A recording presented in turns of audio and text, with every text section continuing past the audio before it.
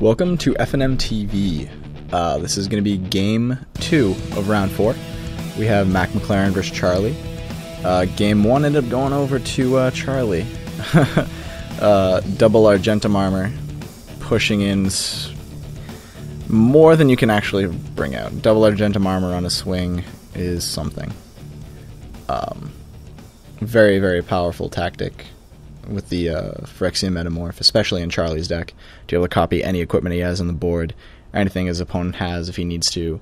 I use it in my Cobblade deck for a turn 3 Stoneforge if I don't hit mine and I'm playing in the mirror. Very, very effective.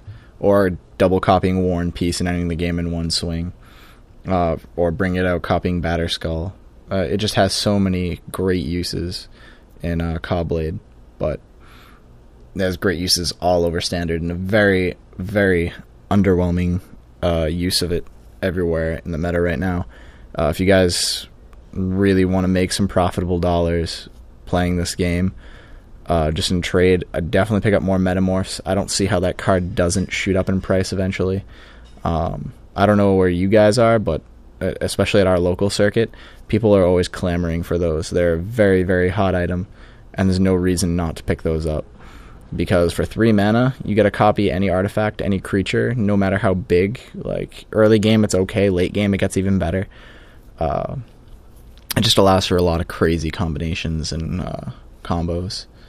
So, we have Max starting off playing his Seachrome. Ended up playing Token, Signal Pest, Ornithopter.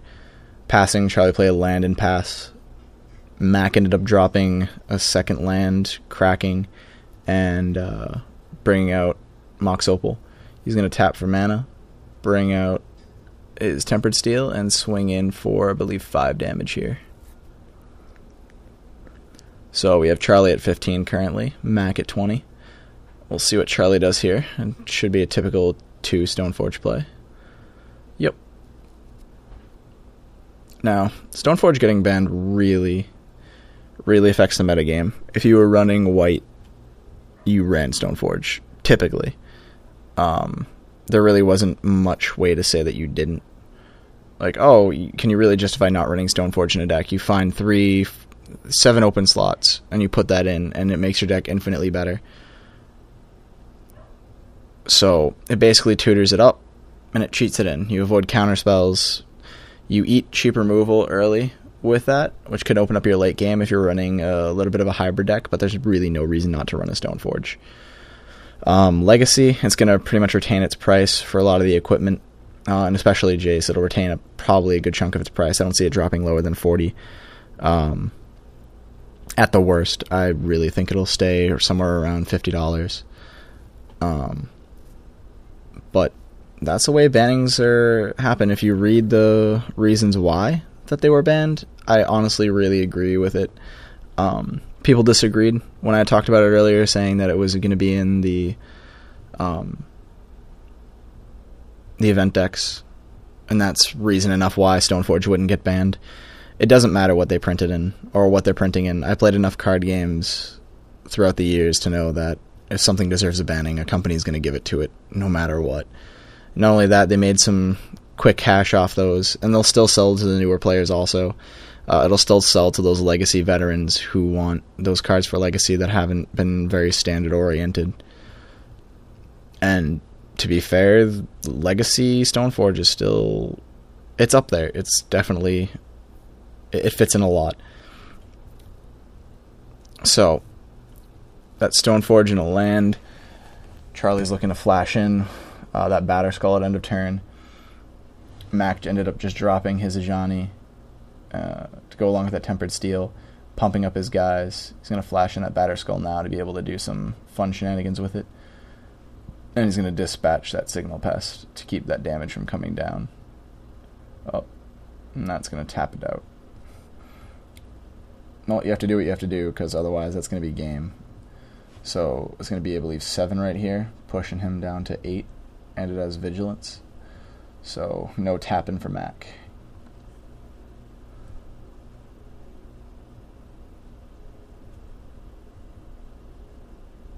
if you guys notice and look at Charlie, he has a hat, I believe, that he custom drew.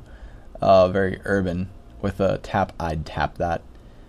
I'm a bit jealous of his hat. And the fact that he can actually wear hats. I look terrible in hats. Random stuff I feel like sharing with my viewers. Laugh at my plight. Charlie ended up taking his turn. So, he has a Batter Skull and a Stoneforge in play. 3 mana. I believe he has another in hand for mana. Should be other planes. I also apologize if the microphone is a little bit off right now. It's pretty echoey. I haven't noticed it in weeks past, but right now I was running with a little microphone trouble. When I was trying to set this up, my microphone was coming out. I would actually be able to hear my voice coming out of my television. So a bit of technical difficulties for right now. But hopefully it'll all be fixed in future episodes.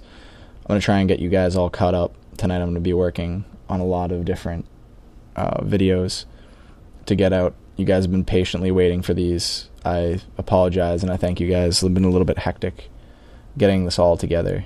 Work running me ragged and whatnot. But I love this. I love being able to do this as a hobby. Get these out to you guys. Entertain you guys. Let you guys see some matches. Get some meta updates. Let us know what you think about these in the comments. I really want to start bringing you guys, because I'm getting a lot of different comments and emails sent to me about getting deck tech and getting these decks out there with deck lists. I usually get to this FNM about 6:30. The last couple weeks I've been switching my deck back and forth, so I haven't had a lot of time to set that up and maybe do like an interview or two with a couple of the decks you've been asking for. But I believe this week I'm going to get there a little bit earlier, and since I'm already settled on playing black-blue for this week, the first week of the Jace bannings and Stoneforge bannings, that everything should be all set up very well. So we'll end up having Sook's deck list brought to you guys in video form coming up on Saturday or Sunday. Hopefully, more than likely Saturday, if I'm not mistaken. So, we'll see. Right now, Charlie, I think, is doing some math, finding out some attack plans.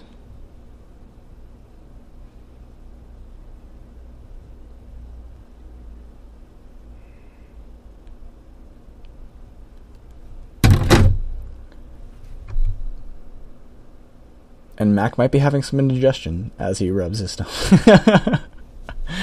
Well, I don't know how Charlie's going to get out of this. He at least has a blocker. He can attack. No, actually, he can't really attack. I believe his Ornithopter will trade with it.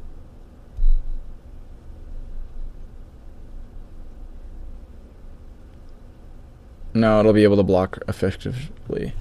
And then next turn, he'll end up be able to pushing in with all his flying and blocker and flying Battlecry guys. I can't exactly see what's in Charlie's hand, but unless he has a flyer, it doesn't seem like it really matters at this point. Yep, and Charlie can't do anything about it right now. So Mac will even up the series at 1-1, and we'll head off into Game 3. Mac ended up having a Tezzeret in hand. That would have been a little bit of a deal sealer there at any point. So, as you see here, Harrison's Comics and Collectibles. Come see us down at 252 Essex Street in Salem, Mass. If you need any information that I haven't given you, give us a call at 978-741-0786. Talk to Logan or any other employee over there, and they'll be able to set you up with any information that you need about our FNMs. I'm Pat Holland. Come by, say hi, and we'll catch you out on the next one for Game 3 of Round 4.